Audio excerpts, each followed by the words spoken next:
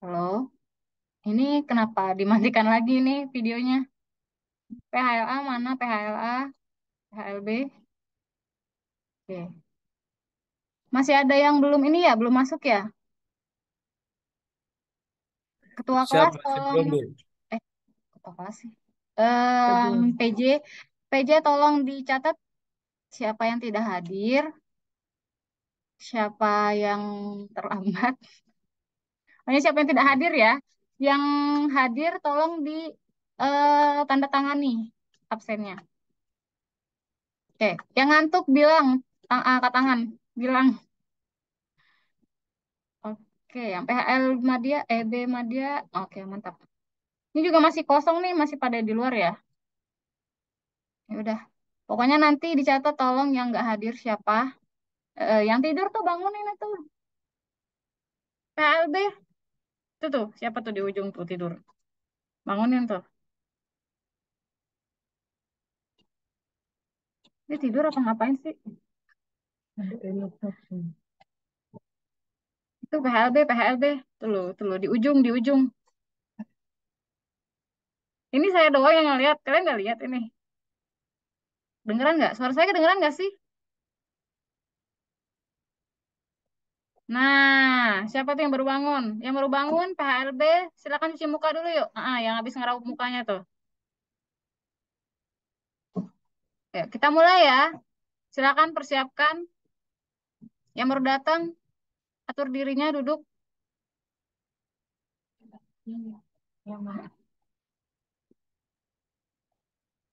PHLB mana tadi? Kok hilang sih gambarnya?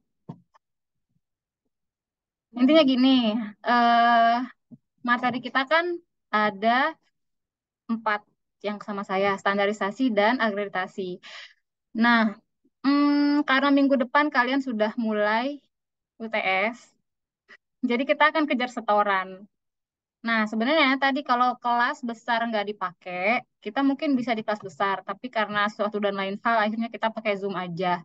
Jadi, saya akan menyampaikan 4 materi dalam satu kali pertemuan. Jadi, tolong yang ngerasa temennya mengantuk, dicubit aja. Atau keluar. Keluar cuci muka, terus balik lagi. Dan kalau ada yang mau ditanyakan, silakan diinterupsi aja, nggak apa-apa. Oke? Ini, ya Allah, videonya Ayu recek-recek banget yuk. Ya, lanjut, saya share screen dulu. Untuk materinya udah saya bagikan ya ke PJ. Silakan PJ mungkin dibagikan juga ke rekan-rekannya. Siap, Bu. Oke, lanjut. Nah, jadi untuk materi, kita belum Assalamualaikum dulu ya. Assalamualaikum warahmatullahi wabarakatuh. Saya sampai lupa. Selamat sore. Selamat sore. Tetap semangat ya, walaupun kita tidak langsung tatap muka. Siap, semangat, Bu. Ya. Sangat semangat, Bu. Intinya kalau misalnya ada yang ngantuk, teman kalian cubit atau disuruh keluar. Terus cuci muka, terus balik lagi, awas lo. Oh, dan jangan lupa tadi, catat temannya yang tidak hadir. Absennya disebar ke rekan-rekannya biar ditandatangani. Oke, lanjut. Jadi, untuk materi pertama, kita akan menceritakan tentang ruang lingkup standar regional dan internasional. Jadi kan, kalau di pertemuan sebelumnya, kalian sudah mempelajari mengenai standarisasi ya sama Ibu Feni. Nah, ini lebih fokus lagi ke standar regional dan internasional. Kalau kemarin kan SNI mungkin yang dipelajari. Sekarang kita regional dan internasional. Ingat-ingat. Nah, jadi awal mulanya tuh gini. Awal mulanya setiap negara di dunia itu punya regulasi pangan yang berbeda. Jadi negara Indonesia beda regulasinya dengan Singapura, dengan Malaysia, dengan Amerika misalnya. Nah, regulasi pangan itu juga itu tuh diciptakan untuk melindungi konsumen dari komoditi yang berbahaya, dari penipuan. Nah, sehingga regulasi pangan itu memberikan jaminan ke konsumen dengan adanya perdagangan yang adil dan jujur. Dan kemudian regulasi pangan itu bukan hanya tanggung jawab produsen aja, tapi merupakan tanggung jawab publik. di mana tanggung jawab produsen, tanggung jawab konsumen, dan pemerintah. Jadi tidak serta-merta hanya regulasi dari hanya tanggung jawab dari produsen aja, tapi semua pihak. Jadi keperluan publik ya. Dan regulasi pangan itu berkembang secara spontan. Jadi untuk hari ini misalnya ada satu peraturan, tapi karena ada isu lain, ada isu yang berkembang, nanti peraturan itu akan berkembang lagi. Jadi tidak statis gitu. Dia akan terus berkembang seiring dengan berkembangnya proses produksi, gitu, proses pangan. Dan biasanya regulasi pangan itu beragam, sehingga antar pangan itu punya punya aturan sendiri. Jadi makanya setiap negara itu punya regulasi pangan yang berbeda karena mungkin setiap negara itu kan punya karakteristik daerah yang berbeda-beda gitu, karakteristik penduduk yang berbeda. Makanya regulasi pangannya itu berbeda-beda antar negara. Nah, tapi karena banyak perbedaan aturan dari setiap negara, akhirnya FAO dan WHO itu memprakarsai sebuah pertemuan bilateral. Jadi pertemuan antar negara tujuannya itu untuk menghasilkan sebuah aturan yang menyeragamkan semua standar regulasi pangan. Jadi semua standar itu diseragamkan. Maksudnya biar ada satu standar acuan. Jadi nggak semua negara tuh punya sendiri-sendiri, tapi ada satu yang menjadi acuan, satu acuan gitu untuk dipakai bersama. Karena antar negara kan punya regulasi pangan yang berbeda, sehingga kadang memicu perselisihan gitu. Misal nih, produk Indonesia di Indonesia udah aman nih, begitu dia ekspor ke Thailand misalnya. Nah di Thailand itu punya punya aturan sendiri. Ada kemungkinan produk kita ditolak oleh Thailand. Nah itu karena perbedaan aturan. Nah, untuk itu muncullah yang namanya regulasi internasional tadi dari hasil pertemuan bilateral dari FAO dan WHO. Nah, jadi untuk itulah kita perlu adanya satu standar acuan yang menaungi berbagai aturan di dunia gitu. Nah, salah satu regulasi internasional yang bisa digunakan sebagai acuan utama dari produk pangan itu adalah Codex Alimentarius. Jadi kalau Codex Alimentarius ini kan lembaga. Nah, kalau standarnya berarti standar Codex Alimentarius gitu. Nah, Codex ini diharapkan menjadi lembaga dunia yang mampu mewujudkan regulasi pangan internasional. Jadi dia menghasilkan sebuah standar yang bisa diikuti oleh seluruh negara di dunia. Tujuannya adalah untuk menghasilkan perdagangan yang sehat dan menjamin kualitas serta keamanan pangan. Jadi tadi kalau misalnya hanya pakai, misalnya Indonesia ekspor Indomie, kemarin kan ada cerita kayak gitu. Indonesia mengekspor Indomie ke Taiwan kalau nggak salah. Nah, ternyata di Taiwan itu di Indomie kita tidak dianggap aman, tidak dianggap cukup aman oleh pihak Taiwan. Karena katanya ada etilen oksidanya berlebihan di sana. Nah, itu kan berarti adanya perbedaan standar antara Indonesia sama Taiwan. Nah, sementara itu harusnya Indonesia itu kalau mau mengekspor barang ke Taiwan, mengekspor Indomie ke Taiwan, Indonesia harus mempelajari dulu nih gimana standar Taiwan di sana gitu. Atau kalau memang mau balance, mau cari aman dua-duanya, seharusnya Indonesia dan Taiwan itu mengacu ke standar etilen oksida yang dihasilkan oleh Codex Alimentarius gitu. Jadi kayak Codex itu tuh puncak utamanya. Baru nanti ada apa sih, ada FAO, nanti ada WHO, nanti ada FDA, nanti ada SNI dan sebagainya gitu. Jadi di puncak utama itu adalah Codex. Dan lagi-lagi nih, kalau regulasi pangan itu pasti mengalami perbaikan seiring dengan perkembangan produk ya.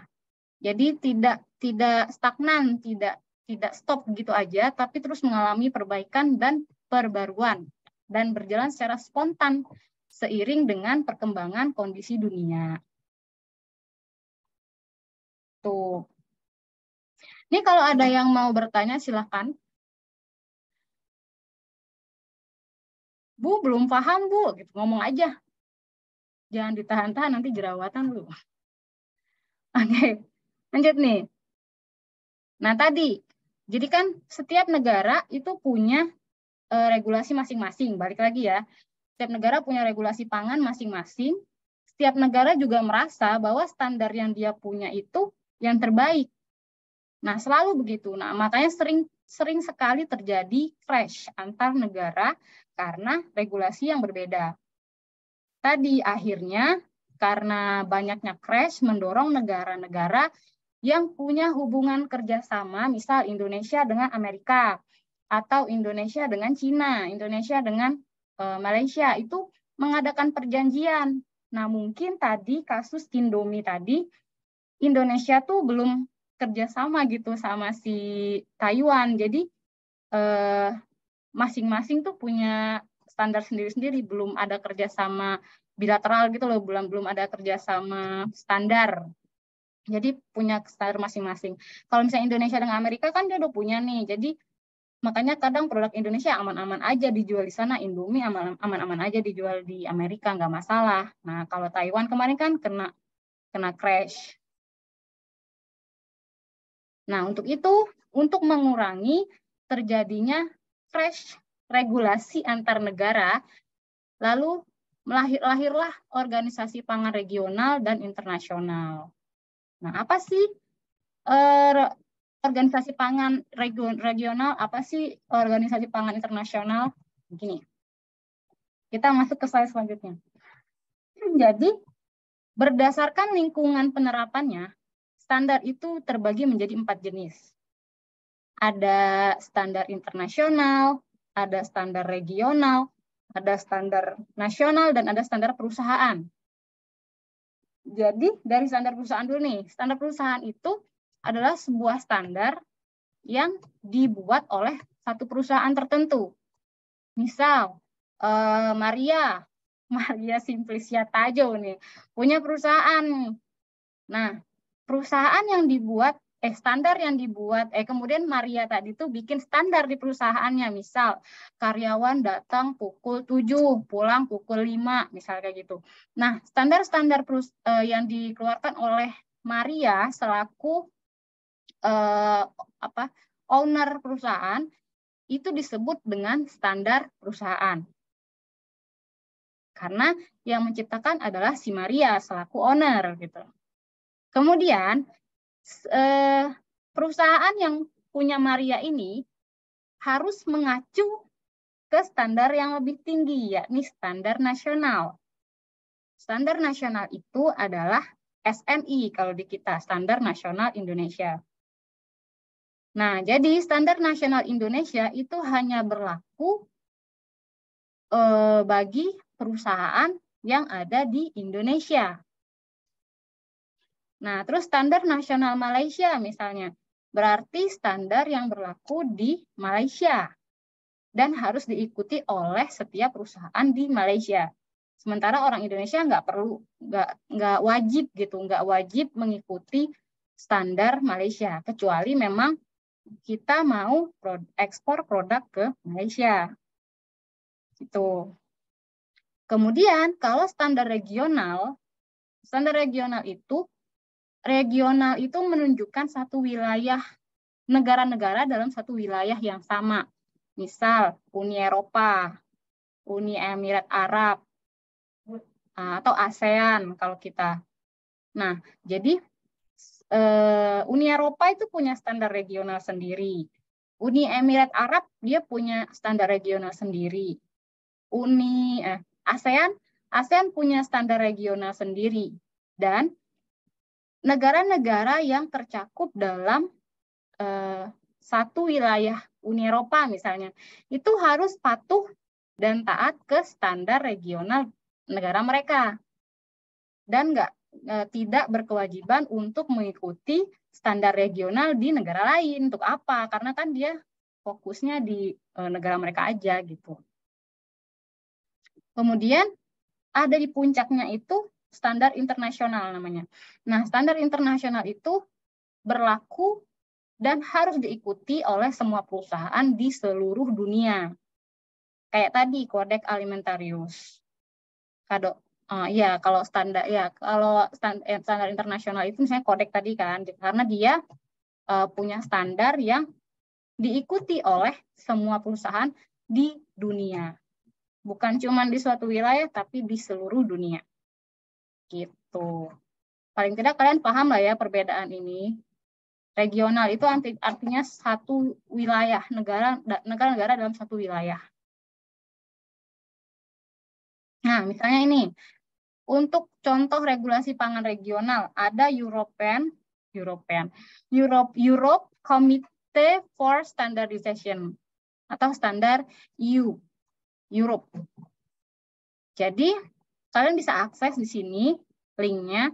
Dan ini tuh cakupan yang diinformasikan dalam Europe Committee for Standardization ini ada regulasi bahan tambahan, regulasi pestisida, obat-obatan hewan, pangan fungsional, dan sebagainya. Itu di Europe. Nah, di Europe, karena memang dia kan contoh masuknya ke jenis standar regional ya. Nah, karena regional, makanya negara-negara Uni Eropa itu wajib mengikuti standar dari si Europe Committee for Standardization ini atau CEN. Dia wajib mengikuti standar dari CEN. Nah, regulasinya itu mengikat dan harus diterapkan oleh seluruh negara-negara anggota. Tapi yang kayak misalnya negara kita, negara ASEAN itu nggak wajib untuk mengikuti regulasi Uni Eropa. Tapi hanya negara-negara Uni Eropa yang wajib mengikuti regulasi Uni Eropa. Tuh. Kalau CAC atau Codex Alimentarius Committee ini wajib diikuti oleh seluruh perusahaan di dunia karena dia bersifat internasional. Kemudian, lanjut. Ada kalau di Amerika ada namanya Food and Drug Administration atau FDA. Nah, kalau FDA sama kayak tadi Europe. Nah, kalau Europe itu kan Europe Committee ini hanya fokus di negara-negara Uni Eropa. Kalau di FDA ini fokus di negara Amerika. Jadi perusahaan-perusahaan Amerika ini wajib mengikuti standar yang dikeluarkan oleh FDA. Gitu.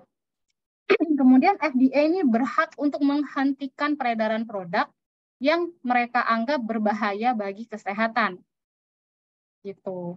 Jadi kayak FDA ini BSN atau Badan Standarisasi Nasional kita gitu, BSN kita. FDA sama kayak BSN.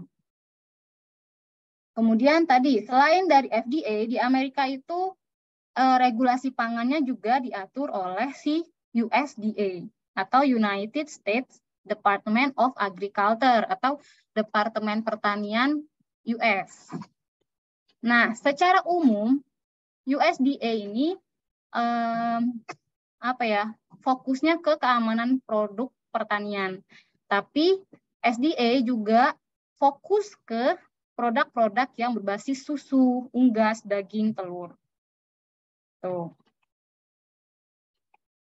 Dan ini kalau di ASEAN, tadi kan ada Amerika, USDA, ada FDA. Kalau di Uni Eropa ada Europe Committee. Nah, kalau di ASEAN itu ada namanya ASEAN Consultative Committee for Standard and Quality.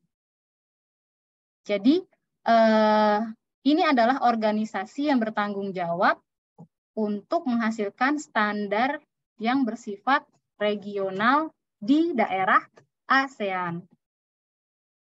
Nih, negara-negara ASEAN ini adalah ini nih. Negara-negara ini harus patuh ke standar yang dikeluarkan oleh si ACCSQ ini. Nih, IDN apa? IDN tuh negara apa? Coba ada yang tahu nggak? IDN negara apa? Indonesia. MYS? MYS?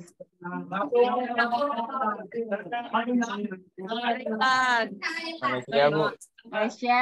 SGP? Singapura. THA?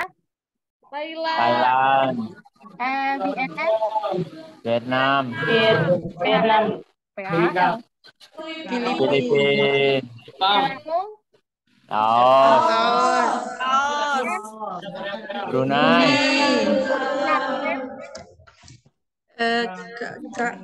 Kakak apa? Kuala Lumpur. Kamboja. Kuala Lumpur Malaysia dong. MMR? Myanmar. Mantap. Tadi kalau ASEAN, sekarang Arab. Nah, Arab itu punya namanya organisasi Arab Organization for Standardization and Metrology atau ASMO. AG apa? AGY. AGY apa?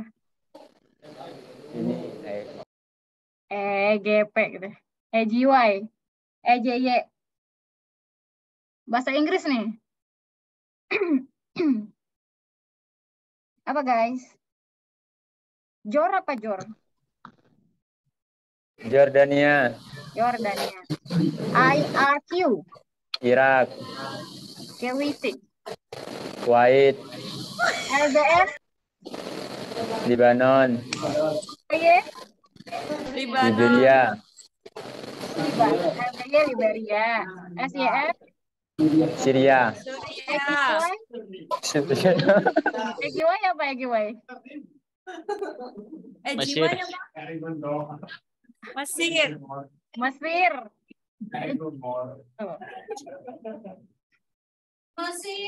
Ya, Mesir. Telat banget sih.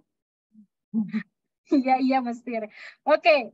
Nah, kemudian selain dua organisasi ini, ada juga namanya Organisasi Asia Pacific Economic Cooperation atau APEC, dan bergabung dengan Subcommittee on Standard and Conformance atau SCSC. Nah, ini adalah organisasi standar regional. Meskipun demikian, ingat ya, ASEAN ini sampai saat ini belum mengeluarkan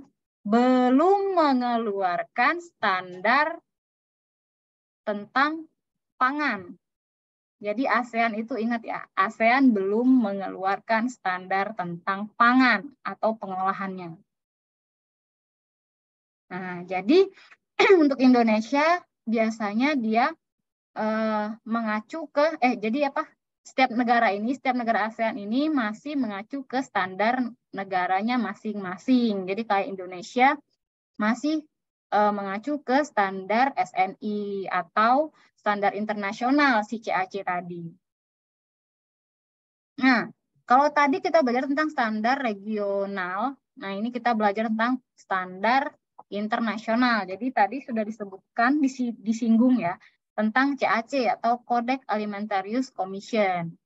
Jadi si CAC ini adalah standar internasional yang awalnya itu didirikan di Roma dulu nih, di Roma oleh FAO dan WHO. Jadi FAO dan WHO ini kerjasama untuk menghasilkan satu lembaga atau badan antar pemerintah yang mengawasi standar pangan. Nah, jadilah CAC gitu. Makanya kalau kalian buka websitenya, kalau buka website CAC ya, itu pasti ada gambar WHO dan FAO.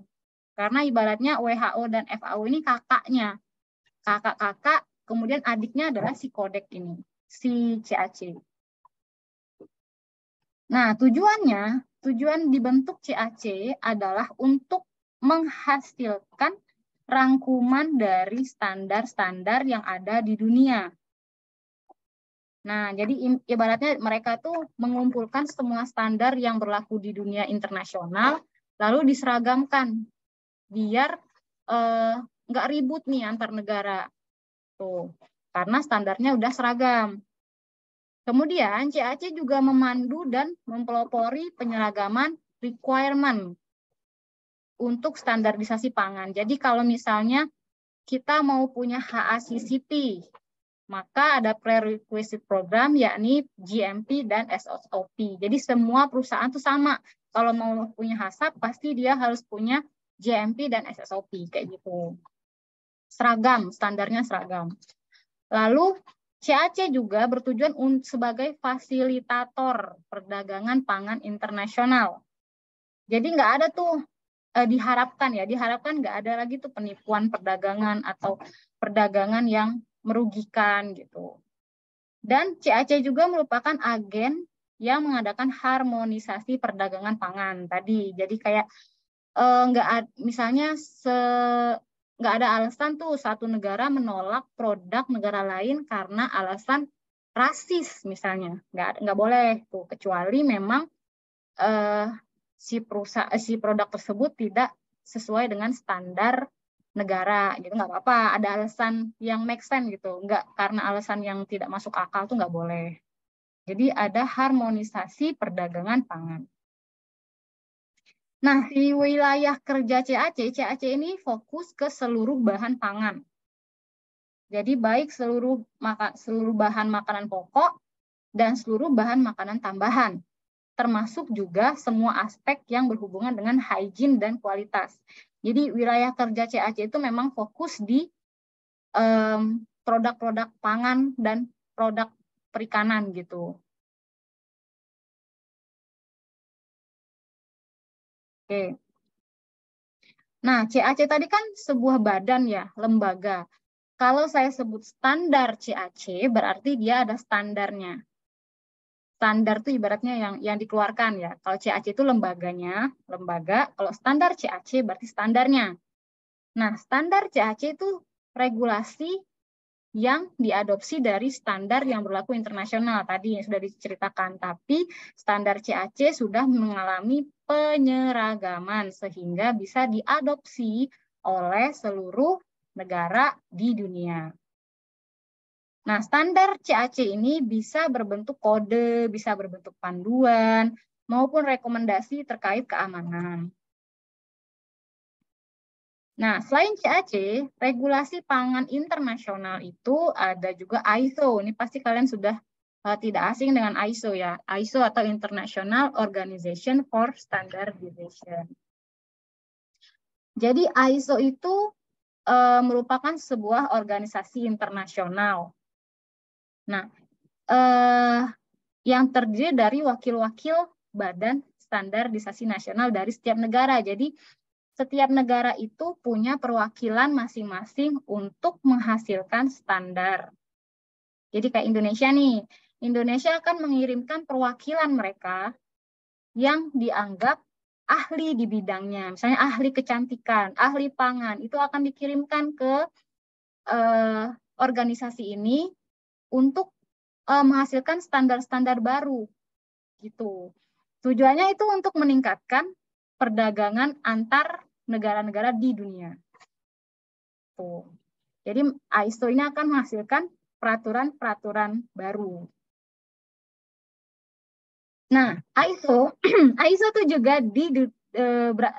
berasal dari, nggak berasal sih, berkedudukan di Geneva, Swiss, sama kayak si CAC tadi.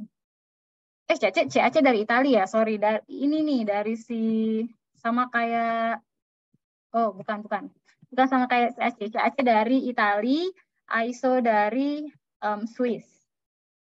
Nah, ISO ini sifatnya voluntary. Jadi setiap perusahaan tidak wajib menerapkan ISO. Hanya sukarela. Jadi kalau mau menerapkan, produknya akan semakin dipercaya oleh berbagai dunia gitu, berbagai negara di dunia. Tapi kalau memang dia tidak mau menerapkan ya nggak apa-apa, nggak wajib. Karena dia tadi voluntary, dia bersifat sukarela. Dan untuk ISO itu tidak fokus ke produk pangan, tapi dia fokusnya luas ya, mulai dari pangan, jasa, proses, sistem, material, informasi dan sebagainya. Lingkungan itu juga dikelola oleh ISO. Oke. Oh, ini udah. Loh, kok. Nah, balik lagi, bentar. Nah, kemudian setelah ada ISO, ini ada IPPC. IPPC itu International Plant Protection Convention. Nah, sesuai dengan namanya plan. Namanya ada plan-plannya nih. IPPC ini sebuah organisasi internasional yang fokusnya untuk pencegahan dan pengendalian produksi dan penyebaran penyakit tumbuhan. Jadi dia fokusnya ke tumbuhan. Kalau ini kayak apa? Kalau IPPC ini sekedar informasi tambahan buat Anda semua gitu. Nggak wajib diketahui. Karena yang wajib tadi CAC, ISO itu wajib. Kalau IPPC ini hanya sekedar tahu bahwa ada regulasi pangan internasional yang fokus ke pengendalian produk dan produksi dan penyakit tumbuhan gitu. Lalu ada lagi satu tambahan untuk regulasi pangan internasional yang bisa kalian pelajari, yakni tentang International Electrotechnical Commission. Jadi sesuai dengan namanya, Electrotechnical, IEC ini merupakan sebuah organisasi yang fokus untuk menerbitkan standar tentang elektronik, dan teknologi terkait teknologi elektro. Jadi elektronik itu dikelola atau dikeluarkan standarnya oleh si IEC. Dan dia juga berkantor pusat di Jenewa. Jadi banyak banget, pokoknya apa sih Swiss ini, Jenewa Swiss ini kayaknya banyak banget ya kantor-kantor standar internasional itu di sana gitu. Kayak tadi kayak apa ISO, IEC, sama si ini IPPC itu di Jenewa juga. Oke, sampai di sini ada yang mau ditanyakan? Siap, jelas, Bu. Jelas ya. Cukup pahami apa sih bedanya regulasi pangan internasional, nasional, regional, perusahaan, terus bisa disebutkan misalnya contohnya. Mungkin nanti saya akan tanyakan di UTS itu sebutkan misalnya contoh standar regulasi nasional atau sebutkan contoh standar regulasi regional gitu ya, kalian belajar lah, bisa lah ya, bisa. Oke, lanjut. Nah, sekarang kita masuk ke dampak penerapan standar dalam proses produksi. Jadi kan setelah misalnya sebuah perusahaan menerapkan standar dalam proses produksi, pasti ada dampaknya. Nah, apa sih dampaknya? Kita masuk ke sini. Jadi ini kita pelajari tentang proses produksi dulu, nanti tentang perdagangan. Nah, manfaat penerapan standarisasi bagi proses produksi, pertama tentunya dengan adanya standar, ada acuan standar nih, si perusahaan bisa membuat prosedur dengan lebih gampang. Kenapa? Karena dia punya acuan. Nah, jadi ibaratnya standar itu kayak kitab awal. Nah, nanti berdasarkan kitab awal itu kita bisa kasih terjemahan. Nah, terjemahan itu adalah sebuah prosedur. atau SOP. Nah, karena kita udah punya standar acuan atau kitab utama, perusahaan itu akan lebih mudah membuat SOP. Tuh. Kemudian kalau sudah SOP-nya udah jelas, SOP-nya udah benar, sesuai standar yang diacu, maka peralatan dan waktu persiapan akan lebih efektif. Kenapa? Karena kita punya standar. Nah, kemudian karena kita punya standar yang baik, maka proses produksi yang udah kita jalankan sesuai standar ini akan prosesnya tuh berjalan dengan ya efektif, efisien gitu. Jadi tidak perlu banyak perubahan setiap tahunnya karena kita punya standar. Kemudian dengan adanya standar bagi proses produksi, kita bisa mengefektifkan proses QC.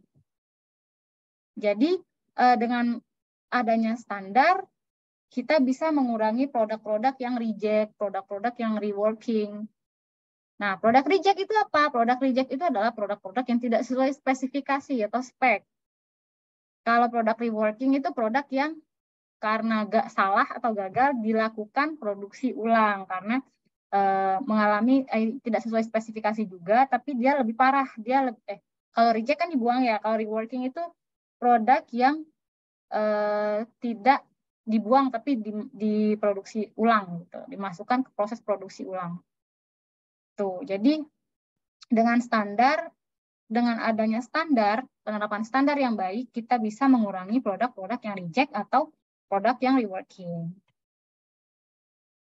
Kemudian, dengan adanya penerapan standar yang baik, maka akan mengurangi persediaan atau sisa bahan atau food loss, food waste. Itu akan mengurangi jumlah food loss dan food waste.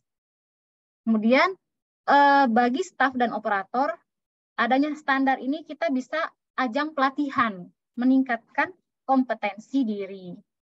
Dan tentunya dengan adanya standar yang baik, diharapkan dapat mengurangi biaya pada pekerjaan administratif. Jadi administratifnya nggak terlalu banyak gitu, lebih fokus ke proses produksi. Nah, karena kita lebih fokus ke proses produksi, makanya dengan standarisasi diharapkan dapat meningkatkan produktivitas yang lebih tinggi. Nah, kalau produk dari suatu perusahaan itu tinggi, semakin banyak nih produk yang diproduksi, maka biayanya akan lebih murah biasanya. Biaya produksinya akan lebih murah, harga produk lebih rendah.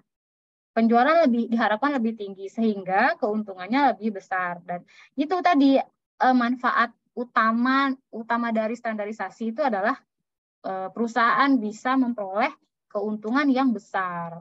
Tentu saja, karena kita semua kan ingin untung ya, ingin cuan. Itu salah satunya dengan memanfaatkan dengan menerapkan standarisasi. Nah, kalau tadi dampak penerapan standar dalam proses produksi ini kan, sekarang kita belajar tentang dampak penerapan standar dalam proses perdagangan. Kalau tadi proses produksi nih, proses produksinya. Ini proses perdagangannya. Jadi apa sih manfaat standarisasi bagi perdagangan? Nah, dengan adanya standarisasi, diharapkan transaksi arus barang dan jasa itu lancar, baik domestik maupun secara internasional. Oke, karena kita punya standar yang seragam. Tadi, karena kalau kita mengacu ke internasional kan berarti standarnya seragam semua. Nah, kalau memang perdagangannya domestik berarti kita memanfaatkan standar nasional. Nah, fokusnya misalnya kalau Indonesia nih, misalnya dari Jakarta ke Medan. Nah, berarti kita menerapkan standar nasional Indonesia. Jadi produk yang kita kirimkan secara domestik kan, berarti produk yang dari perusahaan Jakarta didistribusikan ke Medan itu sudah bisa transaksinya lancar gitu. Kenapa? Karena sudah menerapkan SNI, sudah menerapkan SNI gitu.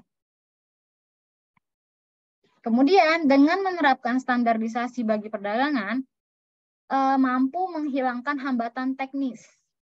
Jadi hambatan-hambatan kayak misalnya calo gitu itu bisa dikurangi dengan standarisasi dan mempermudah pengadaan. Jadi misalnya kalau barang di Medan habis, tinggal tolong dong kirimkan barang dari Jakarta ke Medan sekarang, itu bisa secepat itu. Kenapa? Karena sudah sesuai standar produknya. Kemudian dengan adanya standarisasi itu mampu meningkatkan daya saing bisnis. Jadi satu perusahaan itu akan meningkatkan daya saing untuk bersaing secara sehat dengan perusahaan lain dan mengurangi kesalahpahaman tentu saja dan perselisihan dagang. Kenapa? Karena sama-sama mengacu ke SNI atau sama-sama mengacu ke CAC secara internasionalnya. Jadi persaingannya sehat. Gitu. Oke, untuk manfaat standarisasi ada yang mau ditanyakan? Ada? Siap, jelas, Bu. Jelas nih, benar. Ya udah, lanjut ya. Ini beneran nih, kalau ada yang mau tanyain, tanyain aja loh. Mumpung saya bisa menjawab. Lanjut ya, masih ada satu materi lagi yang tersisa, yakni tentang kelembagaan penyusunan SNI dan standar panitia teknis. Ya, semoga ini yang menurut saya agak paling berat lah. Cuman semoga bisa dipahami. Oke, jadi nih SNI atau Standar Nasional Indonesia itu tidak serta-merta ada begitu saja. Kenapa? Karena pasti ada panitia-panitia perumus SNI. Tuh. Nah, prinsipnya SNI itu bisa bersifat openness atau terbuka bagi siapa saja untuk berpartisipasi dalam perumusan standarnya. Jadi sebenarnya kalian ya bisa aja sih jadi perumus SNI, tapi kalian harus menjadi seorang yang ahli dulu.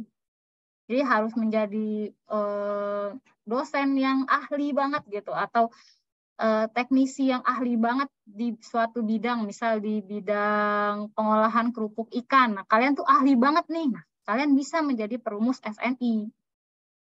Karena itu terbuka. Jadi perumusan SNI itu bersifat terbuka, jadi siapa saja boleh berpartisipasi dalam perumusan SNI. Lalu proses perumusan SNI itu bersifat transparan dan bisa diikuti oleh media IT. Kemudian perumusan SNI itu bersifat konsensus dan impartiality. Artinya pelaksanaannya melalui konsensus nasional. Jadi kalau kalian mau merumuskan SNI, enggak via WA, tapi ada rapat, ada konsensus yang diadakan secara nasional. Jadi ada rapat besar gitu, dan itu bersifat nasional. Jadi dalam rapat itu nanti diundang para ahli-ahli terkait suatu produk yang akan dibuatkan standarnya. Itu tadi misalnya mau dibuat SNI tentang kerupuk ikan, kerupuk kulit ikan misalnya. Nah, berarti rapatnya itu diadakan secara terbuka dalam konsensus nasional. Kemudian ada media IT, nanti ada artikel yang dibuat misalnya telah diadakan rapat mengenai pembuatan SNI kerupuk kulit ikan. Gitu. Kemudian pesertanya terbuka bagi siapa saja yang berkompeten. Gitu. Kemudian selain itu, perumusan SNI itu bersifat effectiveness dan relevan. Jadi sesuai dengan kebutuhan pasar. Kenapa? Karena produk kan nanti akan dijual. Makanya harus sesuai kebutuhan pasar. Lalu SNI yang dirumuskan harus memperhatikan keberadaan standar internasional. Ingat, karena SNI itu dia tuh ada di bawah gitu. Karena di atasnya ada standar internasional. Jadi pembuatan SNI itu harus mengacu ke standar internasional, yakni CAC atau Codex Alimentarius Commission. Nah ini, perumusan SNI itu memberikan kesempatan kepada UMKM dan daerah untuk berpartisipasi dalam perumusan SNI. Jadi kalau misalnya kalian punya produk UMKM dan kalian tuh memang benar-benar into gitu, emang benar-benar paham, fasih, ahli gitu di bidang produk itu, produk tadi misalnya kerupuk kulit ikan, kalian bisa berpartisipasi dalam perumusan SNI. Walaupun kalian hanya punya UMKM, nggak apa-apa. Karena yang diminta orang-orang yang berperan dalam perumusan SNI itu orang-orang yang bukan hanya dari dosen, bukan hanya dari pemerintah, tapi juga dari pengusaha. Nah, berikut adalah pihak-pihak yang terlibat dalam perumusan SNI. Ada yang namanya Komite Pengembangan Kebijakan Standar atau KKPS. Nah, komite ini adalah orang-orang yang merumuskan rekomendasi kebijakan. Nah, apa tuh? Jadi nanti ada orang-orang yang komite itu terdiri dari perwakilan dari setiap instansi teknis. Jadi berasal dari instansi. Orang-orang ini adalah pesertanya adalah berasal dari instansi, dari baik instansi swasta ataupun pemerintahan gitu. Nah, nanti diketuai oleh Kepala Badan Standarisasi Nasional. Dan jadi tetap penanggung jawabnya adalah Kepala Badan Standarisasi Nasional, kemudian diikuti oleh Komite Pengembangan Kebijakan Standar. Ini adalah orang-orang dari instansi, bukan dari UMKM ya. UMKM nanti ada di bagian lain. Nah, berikut adalah tugas KKPS ini. Tadi merekomendasikan sistem, merekomendasikan kebijakan, merekomendasikan ini rencana usulan SNI. Jadi sebelum jadi SNI namanya PNPS. Jadi PNPS ini Program Nasional Perumusan Standar. Jadi SNI sebelum jadi SNI itu ada namanya usulan rancangan SNI. Kalau usulan rancangan SNI-nya sudah disahkan oleh Kepala BSN, maka hasilnya adalah SNI. Gitu. Jadi sebelum jadi SNI namanya usulan rancangan SNI. Nah, itu yang dibuat oleh para komite-komite ini. Kemudian tugas KKPS tadi mengalokasikan pelaksanaan PNPS. Oke, lanjut. Kemudian tugas lainnya adalah merekomendasikan pembentukan perubahan penggabungan komisi teknis. Nah, komisi teknis ini di sini nih yang si pengusaha-pengusaha UMKM tadi berada di Komtek ini atau komisi teknis. Nah, jadi siapa yang merekomendasikan para calon Komtek ini adalah KKPS, si orang-orang ini. Jadi mereka, si Komite Pengembangan Kebijakan Standar ini akan mencari orang-orang yang ahli di bidangnya. Misalnya ahli di bidang, mereka akan misalnya untuk produk SNI, perumusan SNI kerupuk kerupuk kulit ikan misalnya.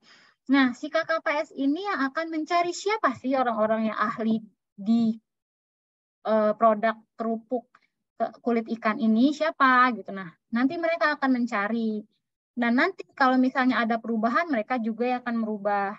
Kalau misalnya akan dibubarkan, ya mereka juga yang akan membubarkan gitu.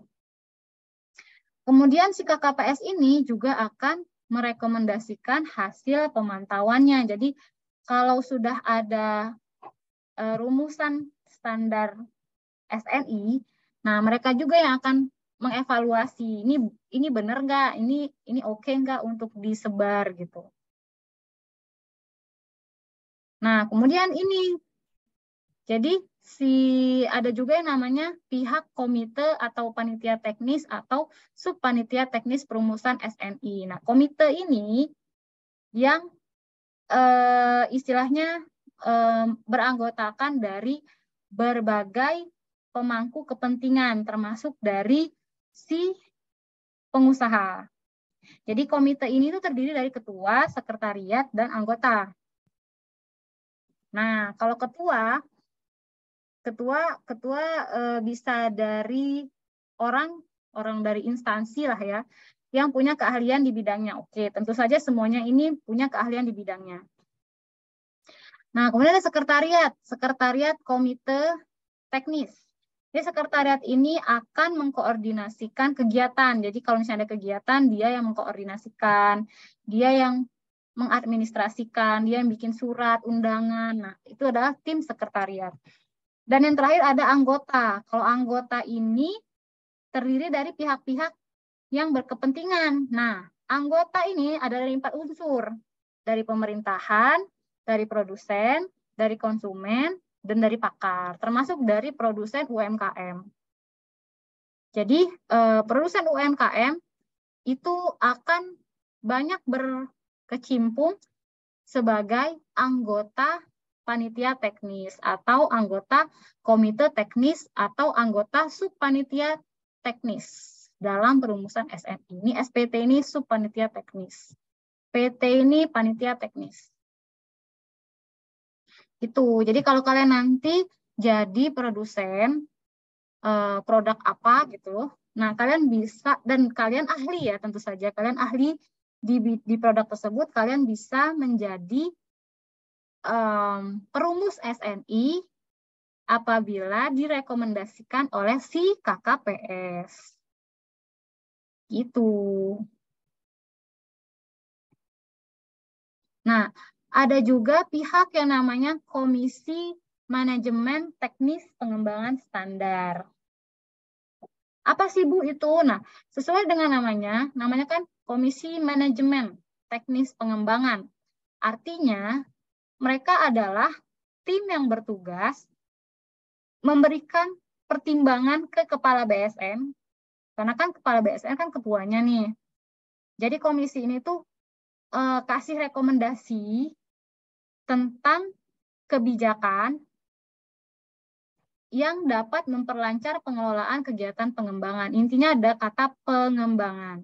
Kenapa? Karena komisi ini kan terkait teknis pengembangan standar. Jadi dia akan terkait pengembangan SNI.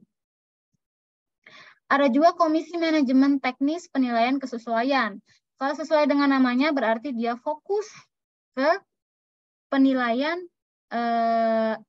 SNI, penilaian standar. Jadi tujuan dari Komisi MTPK atau Manajemen Teknis Penilaian Kesesuaian ini bertujuan untuk bertujuan agar SNI itu bisa diterima secara nasional, bilateral, regional, dan internasional. Jadi misal nih, balik lagi ke SNI si kerupuk kulit ikan. Misal sudah ada nih rumusan standar SNI-nya udah ada. Terus oleh Komisi Manajemen Teknis Pengembangan ini, dia akan merekomendasikan nih, kasih rekomendasi ke Kepala BSN. Bapak, misalnya, biar SNI kerupuk kulit ikan ini bisa berkembang, maka saya rekomendasikan hal-hal berikut gitu. Itu adalah tugas dari komisi ini. Kemudian setelah setelah dievaluasi oleh komisi MTPS ini, masuklah komisi MTPK. Jadi setelah direkomendasikan setelah direkomendasikan hal-hal yang bisa mengembangkan SNI kerupuk kulit ikan, kemudian MTPK akan memberikan hal-hal yang bisa diaplikasikan ke SNI kerupuk kulit ikan biar SNI kerupuk kulit ikan ini bisa diaplikasikan secara nasional, secara bilateral, secara regional, dan internasional gitu. Jadi oleh si Komisi MTPK, SNI kita bisa diterapkan di seluruh perusahaan gitu. Kemudian ada satu lagi nih. Oh, dua lagi, sorry. Ada TAS, namanya tenaga ahli standarisasi. Nah, mereka-mereka ini adalah personel yang menguasai bidang keahlian tertentu. Nah, si TAS ini, tenaga ahli standarisasi ini akan memantau. Nih, gimana nih komisi teknis? Kan yang merumuskan standar kan komisi teknis. Nah, dia akan melihat apakah komisi teknis itu bekerja dengan baik atau enggak. Jadi ibaratnya TAS ini adalah polisinya. Dia akan memantau dan mengawasi komisi teknis dan mengingatkan komisi teknis kalau ada yang salah. Gitu. Yang terakhir adalah anggota masyarakat standarisasi nasional atau anggota MASTAN. Anggota MASTAN ini dapat menduduki jabatan baik di komisi teknis atau subpanitia teknis sesuai bidang keahlian. Nah, anggota ini karena dia cuma anggota ya, dia akan memberikan suara pada proses jejak pendapat. Jadi nanti biasanya dalam perumusan SNI kan nanti ada kayak rapat lagi ya. Tadi kan perumusan SNI kan dalam konsensus atau ada rapat. Nah, si anggota MASTAN ini akan memberikan pendapatnya. Misal, ada informasi yang kurang ditambahkan di SNI kerupuk kulit ikan gitu. Atau ada pengujian yang belum ditambahkan dalam standar kerupuk kulit ikan, harusnya ditambah pengujian kadar air misalnya seperti itu. Nah, si anggota masyarakat itu yang memberikan yang komentar aja gitu, yang memberikan suara pada proses jejak pendapat. Gitu. Udah segitu aja sih materinya. Ada yang mau ditanyakan? Ada yang mau ditanyakan nggak? Ya, belum. Ya, belum. Ini nanya kalau ujian ya. Ya, jadi materinya cuma segitu aja untuk, ini udah 4 sesi. Jadi 4 sesi, ada satu materi utama ini yang harus kalian pelajari. Nah, untuk soal ujiannya nggak bakal jauh dari materi yang saya berikan, tentu saja. Dan untuk tipe ujiannya ada pilihan ganda, dan ada pilihan ganda, kemudian ada esai tentu saja, sama benar salah seperti biasa ya. Jadi baca dan pahami dengan baik materinya, karena kan kalau benar dan salah, soal benar salah itu biasanya ngecoh ya. Jadi tolong dibaca dengan baik. Kayak tadi misalnya, coba saya tanya nih, apa tadi, standar ASEAN itu termasuk standar internasional, benar atau salah? Ya, benar. Nah, ASEAN komite lalala tadi itu termasuk standar internasional. Salah. Benar? Benar. Regional, oke. Itu bukan internasional, itu regional. Kalau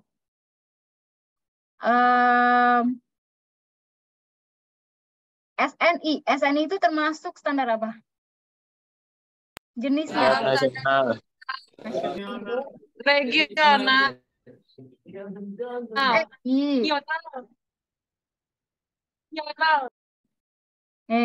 SNI termasuk standar, jenis standarnya A. Regional, B. Internasional, C. Nasional, D. Perusahaan. Nasional. Nasional apa regional? Ya, nasional. Nasional kan? Nasional tuh kan? Kayak gitu tuh, kalian tuh kayak ayolah dibaca dengan seksama gitu loh. Kemudian ada lagi misal,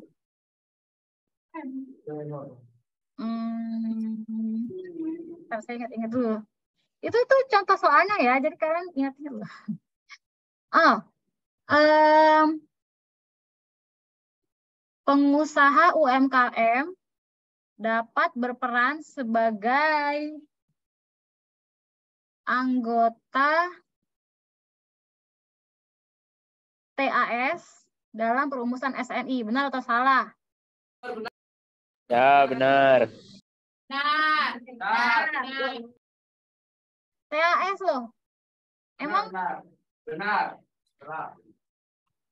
Nih, TAS itu yang menguasai bidang keahlian teknis tertentu dan sebagai polisi loh. Salah, Bu. Kalau pengusaha tadi masuknya ke apa? Sebagai apa? Pengusaha UMKM. Iya. Masuk ke dalam panitia teknis.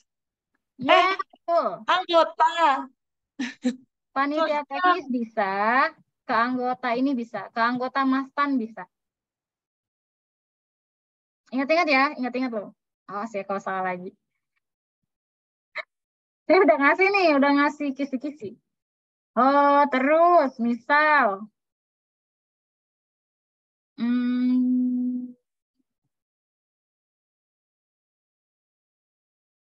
Apa lagi ya?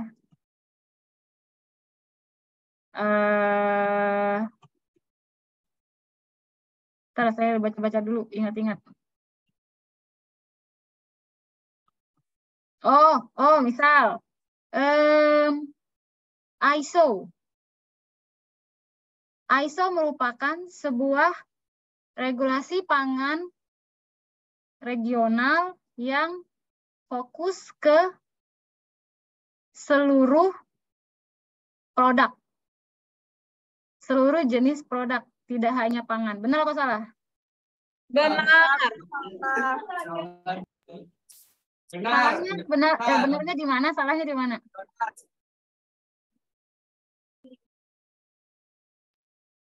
ISO. ISO Tidak fokus ke merupakan pangan saja, Bu. Fokus ke Internasional. Oke. ISO itu internasional. ISO itu internasional.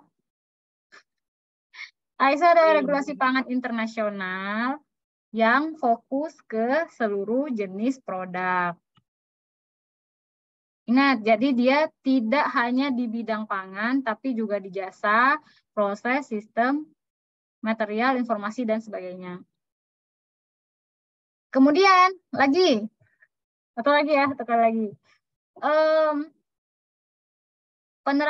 Penerapan CAC bersifat wajib. Benar atau salah? Ya, benar. Penerapan CAC bersifat wajib. Ya, benar. Salah, guys. CAC itu dia tidak bersifat wajib. Nah, yang wajib itu kalau misalnya dia standarisasi regional, biasanya itu wajib. Atau standarisasi nasional, itu biasanya wajib. Tapi kalau CAC dia tidak wajib. Nih, ingat nih, European. Kalau European Committee itu bersifatnya wajib di seluruh negara anggota. Kalau CAC itu enggak. CAC tidak, guys. Nah, kemudian kalau misalnya, saya tanya lagi, negara-negara Uni Emirat Arab itu wajib patuh ke European Committee for Standardization. Benar atau salah? salah. Kenapa salahnya? Ya, salah. Kenapa salahnya? Negara Uni Emirat Karena Arab. karena tidak termasuk dalam keanggotaan European. Oke. Berarti dia salah ya. Berarti Uni Emirat Arab hanya fokus ke standar dari Uni Emirat Arab sendiri ya. Oke. Bisa ya, bisa ya. Kayak gitu-gitulah nih jenis-jenisnya. Ini dipahami lah. Itu beberapa kisi-kisi yang bisa saya sampaikan tuh kayaknya masuk. Jadi ingat-ingat aja. Intinya dibaca. Nih, dibaca kayak gini-gini. Kalau nggak ada yang tidak paham, tanyakan. Oke. Udah sih materinya segitu aja. Ada lagi nggak yang mau ditanyakan? Contoh, coba kasih contoh standar regional yang kalian tahu tadi apa?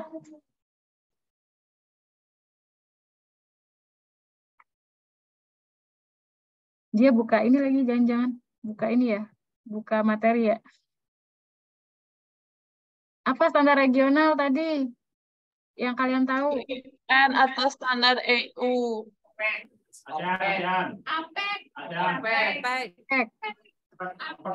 Terus apa lagi?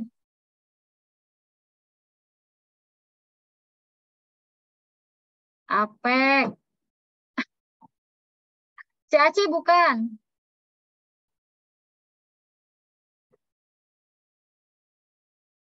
CAP, CAC ya bukan? Nggak kedengeran? CAC internasional, Bu. Oke. FDA? FDA apa? Regional. Regional. Kalau nasional kita? Regional. Nasional kita apa? SNI. SNI. Badan yang merumuskan SNI siapa? BSN. BSN. SNI wajib nggak? Wajib. Wajib. Wajib. Kenapa wajib?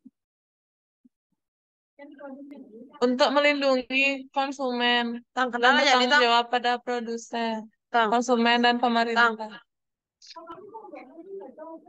Ya, salah satunya. Apalagi coba manfaatnya tadi apa yang kalian pahami?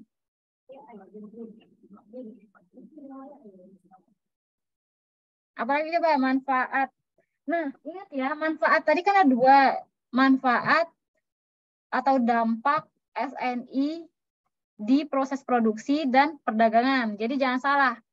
Apa aja dampak penerapan SNI di proses produksi, apa aja dampak penerapan SNI di perdagangan itu beda. Jadi kalian pahami dulu.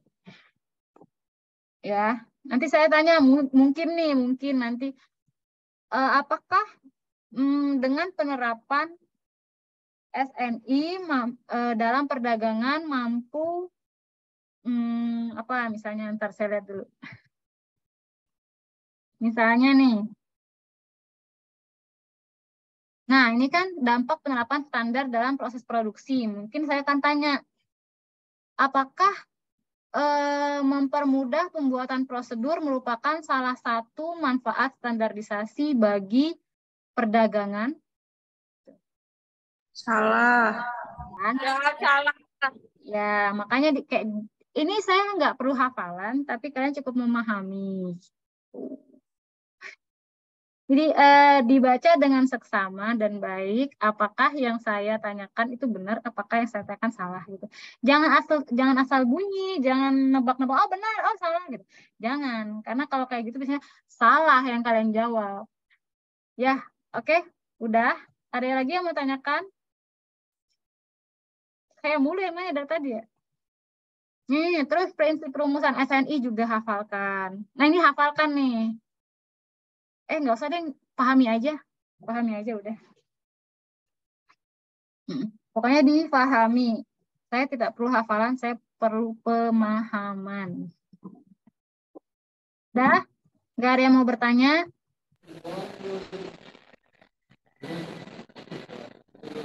Oke, kalau tidak ada yang mau bertanya, kelas saya cukupkan. Pelajari ya materinya, minggu depan kita ujian udah. Siap, Materinya Bu. udah diterima kan? Siap, sudah. Pelajari deh. Untuk tugas, kan kemarin kalian kasih tugas nih, terus belum dipresentasikan ya. Nanti presentasi paparannya habis UTS aja. Siap, Bu. Biar ini kalian fokus dulu ke UTS deh. Oke. Udah gitu aja mungkin. Jangan lupa absensinya, presensinya disebar, ditandatangani. Kalau yang nggak hadir, tolong dicoret.